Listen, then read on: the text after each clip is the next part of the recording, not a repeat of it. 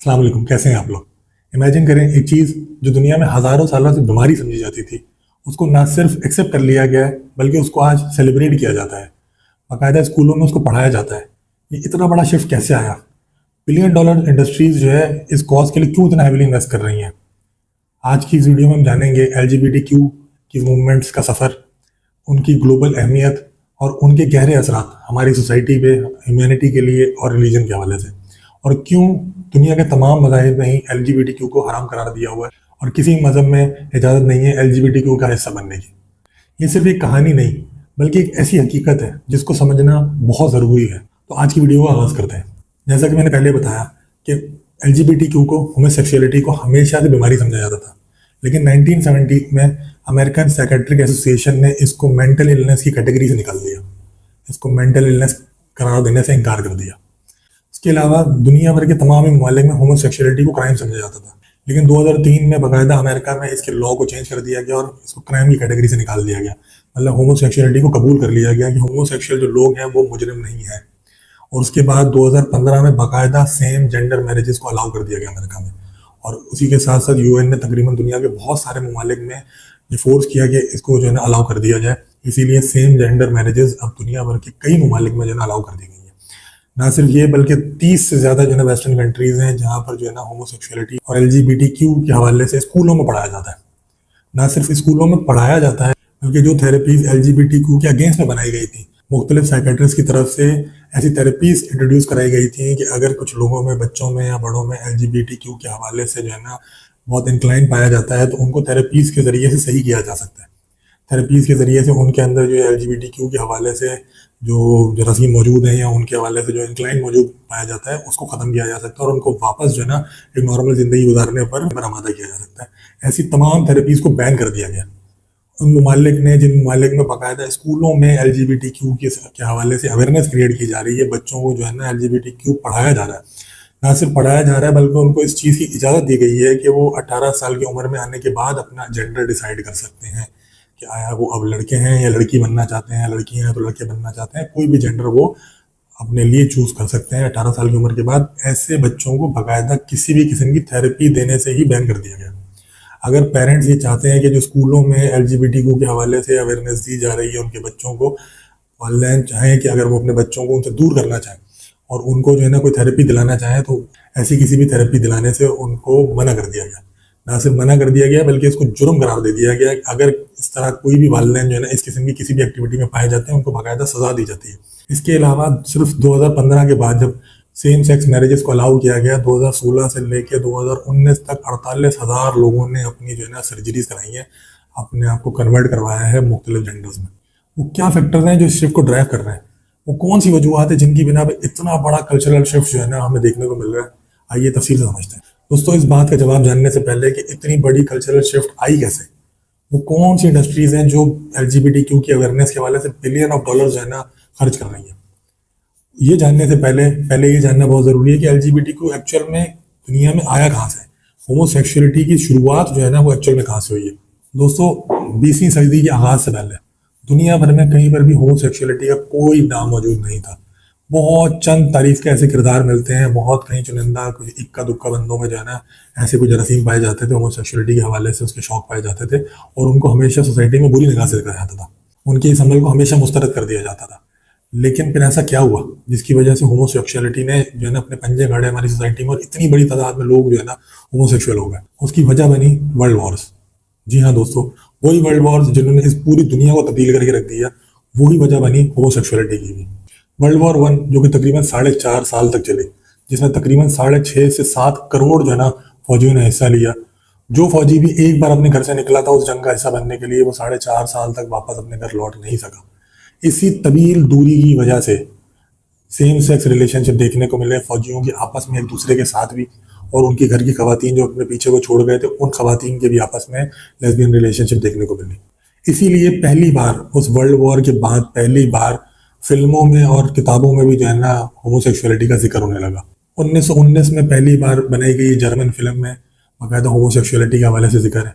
Plus 1930 में England में बनाई गई ये मूवी, इसमें अंदर भी जो है ना होमोसेक्सुअलिटी दिखाई गई है। प्लस ये किताबें आपके सामने मौजूद है, इनमें भी होमोसेक्सुअलिटी के हवाले से जिक्र मौजूद है। शुरू में चूंकि सोसाइटी में एक्सेप्टेंस नहीं थी, इसीलिए इन तमाम किताबों को और इन मूवीज़ को बहुत ज़्यादा बैकलैश का सामना करना पड़ा। अभी दुनिया पिछली जंग के असरात से ही नहीं निकली थी कि फिर हो गई वर्ल्ड वॉर 2। वो वर्ल्ड वॉर जो तकरीबन 6.5 से 7 साल तक चलती रही, जिसमें फिर से 7 से 8 करोड़ फौजियों ने हिस्सा लिया। और बिल्कुल वही सीन हुआ कि जो फौजी एक बार अपने घर से निकला था वो 6.5-7 साल से पहले अपने घर में वापस नहीं लौट सका, और करोड़ों की तादाद में फौजी तो वापस लौट ही नहीं सके। यहाँ पर दोबारा बहुत बड़ी तादाद में होमोसेक्सुअलिटी जो है ना फैली। इसीलिए वर्ल्ड वॉर 2 के गुजरने के सिर्फ 5 साल बाद ही मेटाचिने नाम की 1950 में एक एसोसिएशन बना दी जो कि होमोसेक्सुअलिटी के राइट्स के एडवोकेसी के लिए बनाई गई थी। और 1955 में डॉटर ऑफ बिलेटिस के नाम से एक और एसोसिएशन बना दी गई।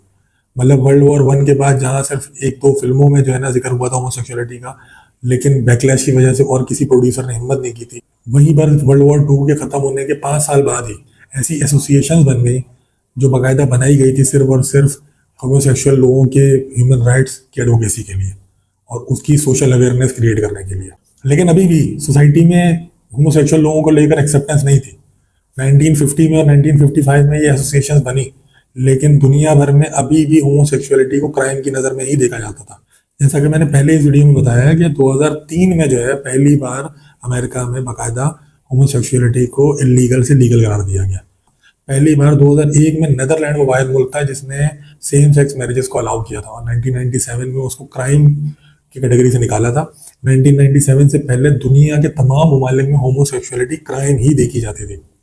तो ऐसा क्या हुआ है, ऐसा कौन सी वजूहत बनी है कि पिछले 25-30 सालों में इतनी ज़्यादा जो है ना अवेयरनेस क्रिएट कर दी गई है कि आज अमेरिका में 7.4% लोग जो है ना LGBTQ से वाबस्ता है। होमोसेक्सुअलिटी से ये सफ़र LGBTQ तक आया और बाकायदा अब LGBTQ++ तक चला गया। ऐसे कौन से फैक्टर्स पीछे काम कर रहे हैं, वो ऐसी कौन सी अनदेखी ताकतें जो इस कॉज के लिए लड़ रही हैं, इस कॉज के लिए फंडिंग कर रही हैं और जो इस कॉज से फ़ायदा उठा रही हैं। साइंटिस्ट के मुताबिक होमोसेपियंस तकरीबन 3 लाख साल से इस दुनिया में आबाद है। मतलब हम इंसान 3 लाख साल से इस दुनिया में आबाद है।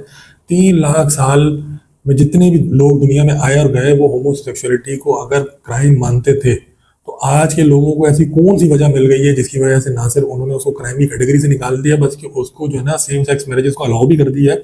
और इनफैक्ट इतनी ज़्यादा मार्केटिंग की जा रही है कि नेटफ्लिक्स जैसा इदारा जो कि वर्ल्ड वाइड ग्लोबली पूरी दुनिया का नंबर 1 जो है ना OTT प्लेटफॉर्म है, वो कोई भी फिल्म प्रोड्यूस नहीं करता जब तक उसमें एक आधा होमोसेक्सुअल कैरेक्टर जो है ना डाल ना दिया जाए। नॉर्मली दोस्तों दुनिया में जब भी कोई बहुत बड़ी तब्दीली आती है, उस बड़ी तब्दीली के लाने के पीछे कुछ लोगों के ज़ाती मफादात जुड़े होते हैं, बहुत स्ट्रॉन्ग लोगों के ज़ाती मफादात। LGBTQ के हवाले से भी बहुत सारे कम्युनिटीज़ हैं जिनके मफादात जुड़े हुए हैं, लेकिन उनमें जो सबसे स्ट्रॉन्ग कम्युनिटी है वो है फार्मा इंडस्ट्री। जी हाँ, आपने सही सुना, फार्मा इंडस्ट्री। एक ऑपरेशन जो कि कन्वर्जन ऑपरेशन होता है, अगर किसी मर्द को औरत बनना है या औरत को मर्द बनना है, तो जो कन्वर्जन का ऑपरेशन होता है वो तकरीबन $70,000 से लेके $2 लाख तक कॉस्ट करता है। उनके मफादात का अंदाज़ा हम इस बात से लगाएं, अमेरिका में इस वक्त तकरीबन 1,33,000 स्कूल हैं अप्रोक्सीमेटली। उन 1,33,000 स्कूल में कुछ 7.5 से 8 करोड़ बच्चे पढ़ते हैं। और अमेरिका के स्कूल में जैसे मैंने बताया कि 30 से ज़्यादा ममालिक हैं जहाँ पर बाकायदा स्कूल्स में जो है ना LGBTQ के हवाले से अवेयरनेस क्रिएट की जा रही है और उनके खिलाफ कोई भी थेरेपी कराने तक पे पाबंदी लगाई गई है। अब अगर हम अज्यूम करते हैं कि 1,33,000 स्कूल में से सिर्फ हर स्कूल में से एक बच्चा भी कन्वर्जन के लिए तैयार हो जाता है, एक बच्चा भी आ जाता है कि जी मैं लड़के से लड़की बनना चाहता हूँ या लड़की से लड़का बनना चाहता हूँ, तो 1,33,000 बच्चों पे $70,000 से लेकर $2 लाख तक कॉस्ट आती है एक ऑपरेशन की। अगर हम इसको $1 लाख रखते हैं फीस, सेंटर में तो तकरीबन 1,40,000 बनते हैं, लेकिन हम $1 लाख रखते हैं। अगर $1 लाख से मल्टीप्लाई कर लिया जाए 1,33,000 बच्चों को, तो तकरीबन $13 बिलियन की अमाउंट बनती है, $13 बिलियन। 2015 में सेम सेक्स रिलेशन जो है ना, सेम सेक्स मैरिज अलाउ हुई है अमेरिका में। उसके बाद 2016 से लेकर 2019 तक मैंने आपको बताया कि 48,000 के करीब जो है ना लोग कन्वर्ट हो चुके हैं। सिर्फ 2019 में जो है ना 2021 में 13,000 लोगों जो है ना सर्जरी के लिए आए जिन्होंने अपना ऑपरेशन कराया। अब अगर कुछ सालों में इन 1,33,000 स्कूल में जो 7.5 से 8 करोड़ बच्चा पढ़ रहा है, अगर इस पर सिर्फ वही शरह लगा दी जाए जो अभी इस वक्त करंटली अमेरिका में शरह मौजूद है LGBTQ के लोगों की, वो है 7.4। ऑब्वियसली उसके अंदर पुराने जो है ना 70s के 80s के लोग भी मौजूद हैं जिनमें LGBTQ के हवाले से अवेयरनेस नहीं है, कम है या एक्सेप्टेंस नहीं है। उसके बावजूद अगर मैं सिर्फ जो 7.5 से 8 करोड़ जो न्यू कमर्स बच्चे जो 18 साल से ऊपर आने वाले अगले कुछ सालों में, अगर उनमें भी सिर्फ 7.4 की कैटेगरी लगा दी जाए कि 7.4% बच्चे ही अगले कुछ सालों में कन्वर्जन की तरफ जाएंगे LGBTQ के, और वो ऑपरेशन के लिए जाते हैं, तो ये नंबर आप इमेजिन करें, ये $392 बिलियन का बनता है। $392 बिलियन लगेंगे उन तमाम लोगों की सर्जरीज पे, जो कि तमाम के तमाम हॉस्पिटल्स और फार्मा कंपनीज को ही जाएंगे। अभी ये नंबर सिर्फ और सिर्फ अमेरिका का है। इसमें दुनिया भर के बड़े बड़े जो यूरोप के ममालिक हैं या कनाडा है या ब्राज़ील है, वो शामिल नहीं है। ये अवेयरनेस पूरी दुनिया में इस वक्त क्रिएट की जा रही है। तो ये $ट्रिलियन का मुनाफा है जो अगले कुछ सालों में फार्मा कंपनीज को और हॉस्पिटल्स को होने वाला है। ये इतना पोटेंशियल बिजनेस है, तो आप समझ सकते हैं कि वो उसके लिए कितनी बड़ी कैंपेनिंग कर रहे होंगे, कितनी ज़्यादा फंड रेजिंग कर रहे होंगे इन LGBTQ के हवाले से अवेयरनेस क्रिएट करने के लिए। कोई भी बड़ा बिजनेसमैन अपना इतना बड़ा पोटेंशियल बिजनेस नहीं छोड़ता। तो ये है पहली वजह कि सोशल मीडिया पे और मेन स्ट्रीम मीडिया पे हमें हर जगह जो LGBTQ के हवाले से अवेयरनेस देखने को मिल रही है, जो मार्केटिंग हो रही है, उस मार्केटिंग के पीछे जो महर्रिकात काम कर रहे हैं, जो पैसे काम कर रहे हैं, उनमें से पहले पैसे जो है वो फार्मा कंपनीज के। प्लस जो दूसरी वजह, बहुत बड़ी वजह जिसकी वजह से LGBT को बाकायदा प्रमोट किया जा रहा है, बहुत ज़्यादा उसके लिए अवेयरनेस क्रिएट की जा रही है, UN बाकायदा उसके लिए काम कर रहा है, और दुनिया भर के तमाम ममालिक को जो है ना फोर्स किया जा रहा है। आपको पता है पाकिस्तान में भी जो है ना ऐसे लॉज अप्लाई कराए जाते हैं, बल्कि इवन पिछले कुछ अर्से पहले जो है ना बाकायदा इस तरह का रूल बना भी दिया गया है कि अब कोई भी अपना जेंडर शिफ्ट करना चाहता है तो करा सकता है। पाकिस्तान में भी ये रूल अप्लाई कर दिया गया है। तो UN क्यों इतना इफेक्टिवली इस पर काम कर रहा है? उसकी वजह है मेरे दोस्तों बर्थ कंट्रोल। पिछले कुछ डेकेड्स में दुनिया भर के तमाम मुल्कों ने मिलकर जिस ग्लोबल प्रॉब्लम के लिए सबसे ज़्यादा शायद फंड रेजिंग की है, सबसे ज़्यादा जिस पे पैसा खर्च किया है, वो है बर्थ कंट्रोल। दुनिया की आबादी को कंट्रोल करने के लिए बाकायदा बहुत सारी कैंपेन्स की गई, जिस तरीके से जो है आपको पता होगा कि बाकायदा कॉन्डम्स को जो है पूरी दुनिया में जो है फ्री बांटा गया, उसके वाले से अवेयरनेस क्रिएट की गई है, बहबूद आबादी के इदारे बनाए गए, बाकायदा बर्थ कंट्रोल पिल्स जो है इंट्रोड्यूस कराई गई है, बहुत सारे जो है अवेयरनेस कैंपेन्स की गई है। बिल्कुल उसी तरह की अवेयरनेस कैंपेन का हिस्सा एक LGBTQ कैंपेन भी है, क्योंकि LGBTQ के बाद भी बर्थ कंट्रोल हो जाता है। LGBTQ भी इस बर्थ कंट्रोल कैंपेन का हिस्सा है। तो ये दूसरी बड़ी वजह है LGBTQ को प्रमोट करने की। इसके अलावा और बहुत सारे फैक्टर्स हैं। सवाल ये है कि अगर कोई शख्स ये फैसला करता है कि जी मुझे मर्द नहीं पसंद, मुझे औरतें पसंद है, या कोई औरत कहती है कि मुझे तो औरतें पसंद है, मुझे मर्द नहीं पसंद, तो इसमें रिलीजन्स को क्या प्रॉब्लम है? रिलीजन्स क्यों मना करते हैं LGBTQ को? होमोसेक्सुअलिटी से रिलीजन्स को क्या प्रॉब्लम है? तो मेरे दोस्तों, इसकी लॉजिकल रीज़न जानने से पहले मैं सिर्फ आपको इस्लाम का जो है ना पॉइंट ऑफ व्यूज के हवाले से बताना चाहता हूँ। अल्लाह पाक ने सूरह मोमिनून की 5 से लेकर 7 नंबर आयत में जो है ना इस मसले को एड्रेस किया है। इन अल्फाज के साथ भी आपकी स्क्रीन पर मौजूद है। और वो जो अपनी शर्मगाह की हिफाजत करते हैं मगर अपनी बीवियों और जो उनके कब्जे में हो उससे, तो उन पर कोई इल्ज़ाम नहीं, लेकिन जो इसके सिवा कुछ और चाहते हैं वो ही हद से गुजरने वाले हैं। अल्लाह पाक ने इस आयत में कि लेकिन वो जो इसके अलावा कुछ और चाहते हैं, मैं तमाम की तमाम चीज़ें जो है एड्रेस कर दी हैं। मिसाल के तौर पर मास्टरबेटिंग भी, उसके अंदर जो है होमोसेक्सुअलिटी भी, तमाम एक्स्ट्रा मैरिटल अफेयर्स भी, सब के सब इसमें कवर हो जाते हैं कि सिवाय तुम्हारी बीवियाँ और तुम्हारी लौंडियाँ वो तुम पर हलाल है, उसके अलावा जो भी शख्स इसके अलावा कुछ और चाहता है तो वही इससे गुजर जाने वाला है। मतलब बीवियों और बांदियों के अलावा किसी भी किस्म का रिलेशन जो है वो हराम है। वो हुदूदुल्लाह से तजावुज़ करने वाली बात है, अल्लाह के बनाए हुए हुदूद से बाहर निकलने वाली बात है। अब सवाल ये कि रिलीजन को क्या प्रॉब्लम है? खुदा ताला ने क्यों पाबंदी लगाई है? क्यों जो है सेम सेक्स मैरिजेस या होमोसेक्सुअलिटी अलाउ नहीं है, या बीवियों के अलावा जो है ना किसी भी किस्म का रिलेशन अलाउ नहीं है? उसकी सादी सी वजह यह है कि जो सेक्सुअल डिज़ायर स्पीशीज़ में रखी गई है, ऑन अ फर्स्ट हैंड जो सेक्सुअल डिज़ायर स्पीशीज़ में डाली गई है, वो डालने की वजह ही सिर्फ रिप्रोडक्शन कराना है। सेक्सुअल डिज़ायर को डालने का मकसद ही सिर्फ दो है, पहला फैमिली बॉन्ड को क्रिएट करना और दूसरा रिप्रोडक्शन के अमल को चलाते रहना। दुनिया में जितनी स्पीशीज़ हैं तमाम की तमाम जो है जोड़ों की शक्ल में वो रिप्रोडक्शन करती हैं।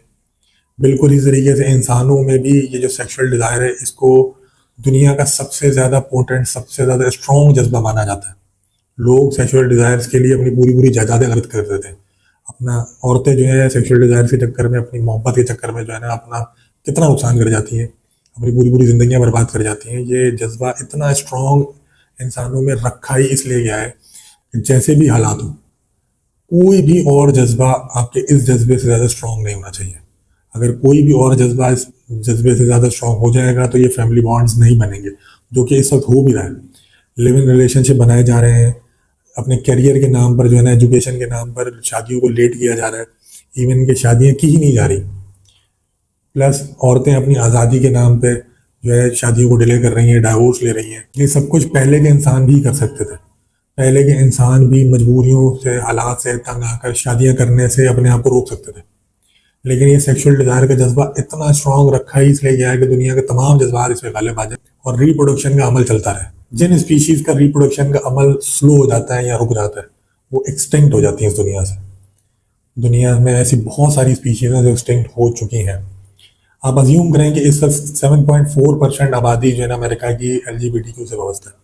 अगर ये आबादी 30% पर पहुंच जाती है तो 30% आबादी अमेरिका की जो है ना अगले 50 सालों में खत्म हो जाएगी। वो रिप्रोडक्शन किए बगैर मर जाएगी। यही रेशो अगर पूरी दुनिया पर अप्लाई कर दिया जाए तो आप अंदाजा लगा सकते हैं कि दुनिया की आबादी बढ़ने के बजाय कम होना शुरू हो जाएगी। और यही अमल अगर हजारों सालों से चला आ रहा होता तो हम यहाँ तक पहुंचते ही नहीं। ये जो तरक्की का सफर हमने इतना लंबा किया, ये होता ही नहीं। तो एक आम इंडिविजुअल अगर ये कहता है कि यार मेरी फीलिंग से रिलीजन को क्या प्रॉब्लम है, तो भाई तुम्हारी अकेले की फीलिंग से प्रॉब्लम नहीं है। यही जो फीलिंग्स तुम्हारे पास हैं, अगर यही फीलिंग्स दुनिया भर के लोगों ने जो है ना रख ली, तो अगर यही LGBTQ से वाबस्ता लोगों की तादाद दुनिया भर में 100% हो गई तो अगले 50 सालों में दुनिया में इंसान खत्म हो जाएंगे। ये इतना बड़ा प्रॉब्लम है। एक आदमी की फीलिंग से प्रॉब्लम नहीं है ये ग्लोबली जो है ना इसके बहुत बुरे असरात हैं।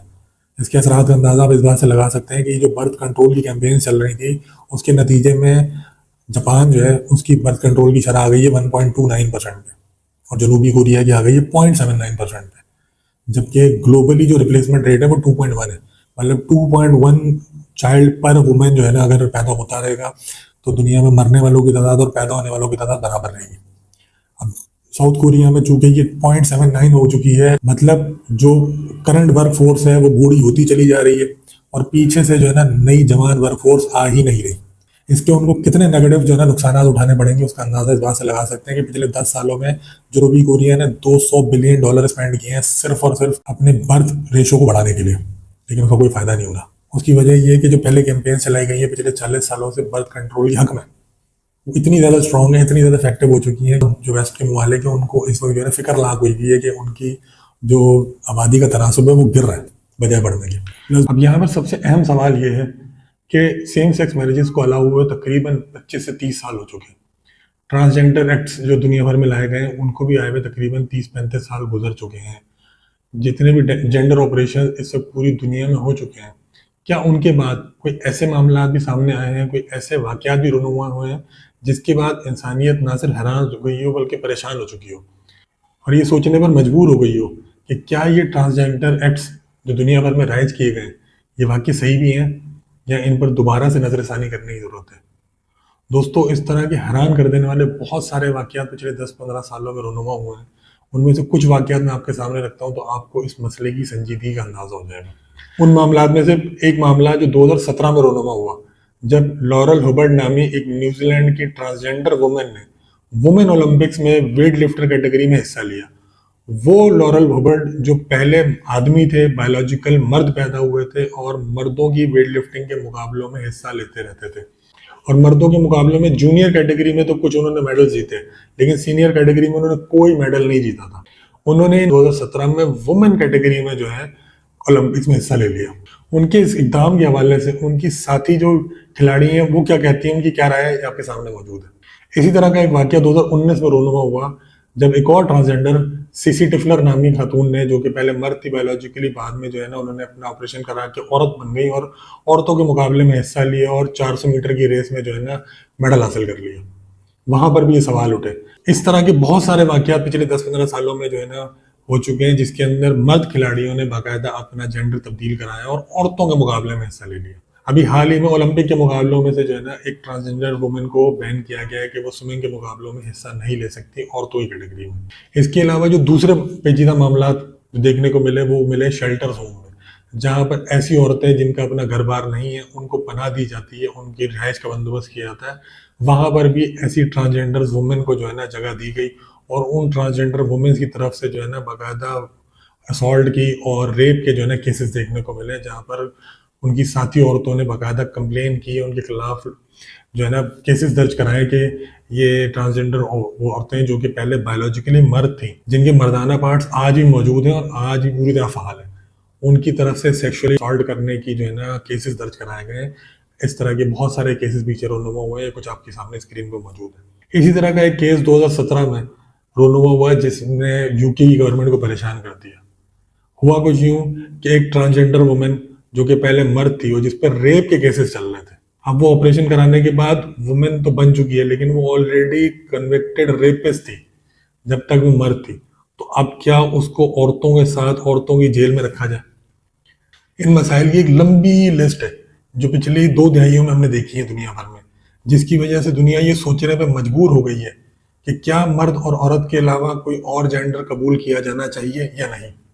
और इसीलिए इंसानियत ने वापसी का सफर दोबारा शुरू कर दिया है।